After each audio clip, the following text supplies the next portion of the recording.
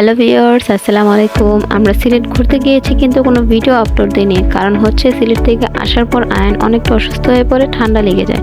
আর বাচ্চার কিছু হলে তো মাকে অনেক ঘাটাঘাটি করতে হয়, এটাই নিয়ম। তো কি আর করার।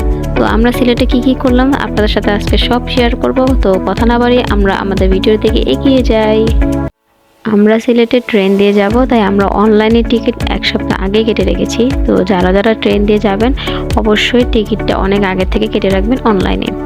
তো এদিকে আমাদের ট্রেনের সময় হচ্ছে 6:30 সকাল, তাই যেহেতু ভোরে যেতে হবে সবাই প্যাক করতেছি কাপড় চোপড়। তো এদিকে আমিও কাপড় চোপড় প্যাক করতেছি আমার লাগেজে। তো আমরা সাথে কিছু ফল টল আর শুকনা খাবার নিয়ে নিব, আর একটু বিরিয়ানিও নিয়ে নিব। রাস্তায় যেতে যেতে আমাদের একটা বেশি হয়ে যাবে, তাই দুপুর টাইম হয়ে যাবে, ক্ষুধা লাগতেই পারে স্বাভাবিক, তাই সাথে করে নিয়ে যাবো, যদি ক্ষুধা লাগে সবাই খেয়ে নেবে। তো এইদিকে একটা ব্রিফকেস নেওয়ার পরও আরেকটা ব্যাগ লাগছে, যেহেতু আয়নের বাবার এত কাপড়ের কালেকশন। তো দেখতে দেখতে আমরা ট্রেনেও চলে গেলাম, কিন্তু এদিকে ট্রেনে ওঠার আগেই আয়ন অনেক কান্নাকাটি করতেছিল, তো সেটার ভিডিও আর করিনি। আয়ন ট্রেনে উঠতেই যাচ্ছিল না, তো অনেক কষ্ট করে ওকে মানানোর চেষ্টা করেছি। তো এদিকে আমরা একা যাচ্ছি না, আমাদের সাথে যাচ্ছে আমার শাশুড়ির ফুফাতো বোন আর তার ছেলে, আরেক ফ্যামিলিও যাচ্ছে। তারা টিকিটটা আরও পরে কেটেছে, তো তাদের সিটটা অনেক দূরে। তো আমরা দুই ফ্যামিলি একসাথে বসেছি, আর বাকিগুলো আরেক সাইডে বসেছে। তো আরেক ফ্যামিলি যারা যাচ্ছেন তারা হচ্ছে আমার শাশুড়ি ফুফাতো বোনের ননদ। তো আমরা সবাই একসাথে ওখানে এনজয় করেছি, কিন্তু যাওয়ার সময় আলাদা আলাদা যেতে হয়েছে আর কি সিটের জন্যে। তো আমাদের সিটটা ছিল কেবিনে আর তাদেরটা ছিল চেয়ারে। তো এদিকে দেখতে দেখতে অর্ধেক রাস্তা পার হয়ে যায়। আয়ন ফাঁকে এক ঘুম দিয়ে ওঠে। তো সে যে কম জ্বালিয়েছে এটাই আমার জন্য অনেক। প্রথমে তো অনেক ভয় পেয়েছে, কারণ ট্রেনটা একটু নড়চড়া করে, স্বাভাবিক ট্রেন তো একটু নড়বেই। কিন্তু আমরা টাইম মতোই পৌঁছেছি। ট্রেনে যাওয়ার এটা একটাই সুবিধা, আমরা টাইম মতো পৌঁছাতে পারি জায়গা মতো। তো এটা আমার সেকেন্ড টাইম ট্রেনে ওঠা। আমি ফার্স্ট টাইম উঠেছি মেট্রো রেলে। তো মেট্রো রেলটা এত ঝাঁকাঝাঁকি ছিল না, মানে নর্মালই ছিল, কিন্তু নর্মাল এইগুলো ট্রেন একটু নড়াচড়া করে আর কি। তো যাই হোক, কোনো সমস্যা নেই, আমরা সেফলি যেতে পেরেছি, এটাই অনেক। তো আমরা সিট নিয়েছিলাম 7টা, এখানে 6টা, আর একটা সিঙ্গেল রেখেছিলাম চেয়ার, সেটা ছিল দূরে, সেটা আমার শ্বশুর বসেছিল। যেহেতু আমরা অনলাইনে টিকিট কেটেছি ট্রেনের, তো ট্রেনের সিট সব বুকিং ছিল কেবিনের। তো এই 6টাই পেয়েছি আপাতত। নিচে তিনজন করে 6জন, আর উপরে 2টো সিট ছিল, কেউ চাইলে সেখানে শুয়ে যেতে পারে। আমি আর আয়ন উপরে সিটে শুয়েছিলাম কিছুক্ষণ, আয়নকে মানানোর জন্য, সেজন্য কান্নাকাটি না করে। তো দেখতে দেখতে আমরা পৌঁছে গেলাম, এখন বাজে 2টা। তো আমরা এসে থেমেছি সিলেটের রেলওয়ে স্টেশনে। এখন আমরা এখান থেকে সিএনজি নেব।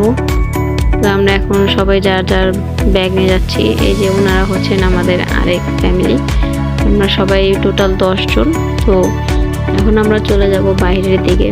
তো বাইরে দেখি অনেকগুলো সিএনজি, কিন্তু এখানে অনেক সিন্ডিকেট হয়। তো যারাই আসবেন একটু ভালোভাবে দামাদামি করে নেবেন, কারণ তারা একটা রেট বলে, তো সেই রেটের উপর তারা একদম হাল ছাড়ে না, সেই রেট ধরেই তারা সবাই সিন্ডিকেট করে থাকে। তো আমি এদিকে আয়নের আব্বুকে বলতেছি যে আমরা কয়েক ঘন্টার মধ্যে আসলাম। তো আমাদের আস্তে আস্তে 6 থেকে 7 ঘন্টা লেগেছে। তো এদিকে রেলওয়ে স্টেশনটা অনেক সুন্দর ছিল, তাই সুন্দর করে ক্যাপচার করলাম জায়গাগুলো। তো এদিকে সিএনজির ব্যবস্থা করতেছিল। তো আমাদের যেহেতু হোটেলে যেতে হবে, আমরা এখনো হোটেল বুকিং করি নেই, আমরা এক জায়গায় গিয়ে তারপর বুকিং করব। তো আমরা যে জায়গা যাচ্ছি সেই জায়গাটা হচ্ছে মূলত লালবাজার, এটা অনেক প্রসিদ্ধ, নাম করা শুনেছি। তো সেখানে গিয়ে আমরা হোটেল বুকিং করব। আরও অনেক জায়গায় হোটেল থাকে, যেমন মাজারের সাইডে একটা আছে শাহজালাল মাজার, সেদিকে অনেক সুন্দর সুন্দর হোটেল আছে। তো আপনারা চাইলে সেখানেও যেতে পারেন। তো আমরা এখন চলে যাচ্ছি লালবাজারে, আর আমরা এখন আছি সিলেটের শহরে, তাই দেখতে অনেকটা আমাদের ঢাকার মতোই। তো চলে আসলাম আমরা আমাদের হোটেলের নাম হচ্ছে হোটেল বনগাঁও আবাসিক হোটেল। তো রিজনেবল প্রাইসের মধ্যে হোটেলটা ঠিক আছে, প্রাইসটাও রিজনেবল। তো অন্যান্য জায়গাগুলো হয়তো প্রাইসটা আরও বেশি দিতে পারে, এই এরিয়াতে আপনারা আসলে রিজনেবল প্রাইসে থাকতে পারবেন। এবং সব কিছু হাতে নাগালে পাবেন। আমরা যে লালবাজারে ছিলাম সেটার আশেপাশে দোকানপাট বাজার সব ছিল, রেস্টুরেন্ট, খাবারের জায়গা সব কিছু। আপনারা এখানে থেকে অনেক আরাম পাবেন, বিশ্বাস করেন। তো এদিকে আমরা বসে আছি, আমাদের রুমটা পরিষ্কার করতেছে। তো চাবিগুলো নিয়ে আসলে আমরা উপরে চলে যাব। আমরা ডিসাইড করেছি যেহেতু দুপুর হয়ে গিয়েছে, তাই সারাদিন তো আর ঘোরা যাবে না, আধা বেলা চলে গিয়েছে, তাই আমরা আজকে সামনের মাজারে যাব। এদিকে সামনের হচ্ছে হযরত শাহজালাল মাজার। তো আমরা এখান থেকে রিক্সা করে এখন যাব। তো এইদিকে দেখলাম অনেক বড় বড় সাইজের লেবু, দেখতে অনেক সুন্দর লাগছিল। তো যাওয়ার সময় আমরা ভেবেছি কয়েকটা নিয়ে যাব, বাসায় গিয়ে খাবো, দেখতে অনেক সুন্দর লাগছে। এখানে বাজারগুলোর খাবারগুলোও একটু ক্যাপচার করলাম। তো এদিকে অনেক সুন্দর সুন্দর মাছও ছিল, বড় বড় দেখলাম ভিতরে গিয়ে। সিলেট সহ মূলত বিখ্যাত হচ্ছে মাজারের জন্য আর চা বাগানের জন্য। তো এই দুইটা জিনিস না দেখলে তো আসাটাই ব্যর্থ। তো আমরা শুরু করলাম মাজার দিয়ে।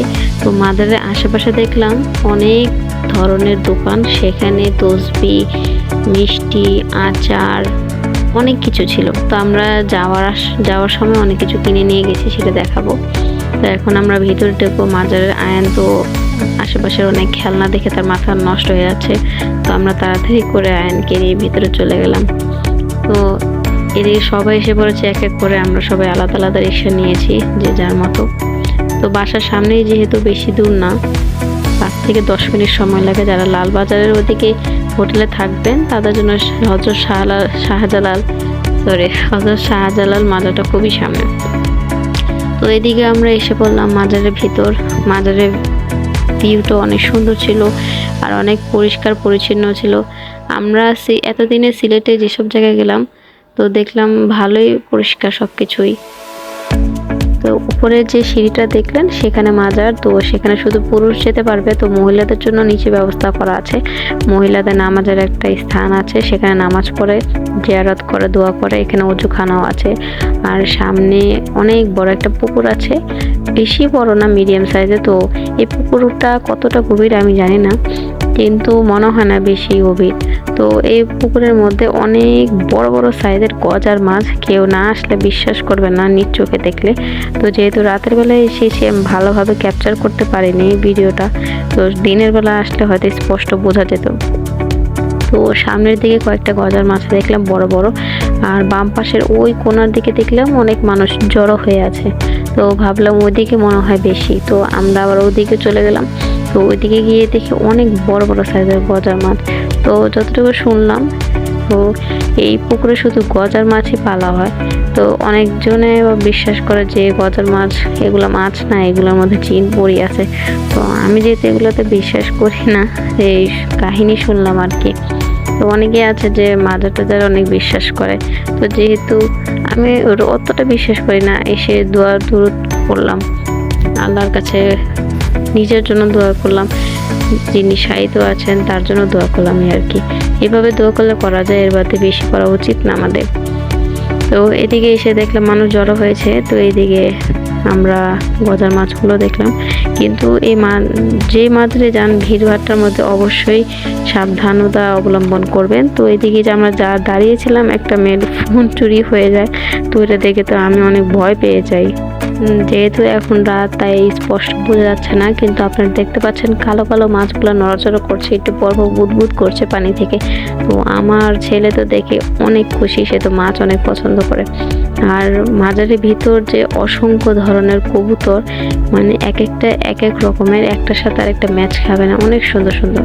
তো সব কিছু দেখার পর আমরা ভাবলাম কিছু কেনাকাটা করে নিই, যেহেতু এসেছি এত দূরে, দেখে এখানে কি বিক্রি করে। তো আমরা কিছু মিষ্টি জাতীয় জিনিস নিয়ে নিলাম। চা পাতা নিয়ে নিই, চা পাতা আমরা পরে নেব, এখানে প্যাকেট করা চা পাতাগুলো নেব না।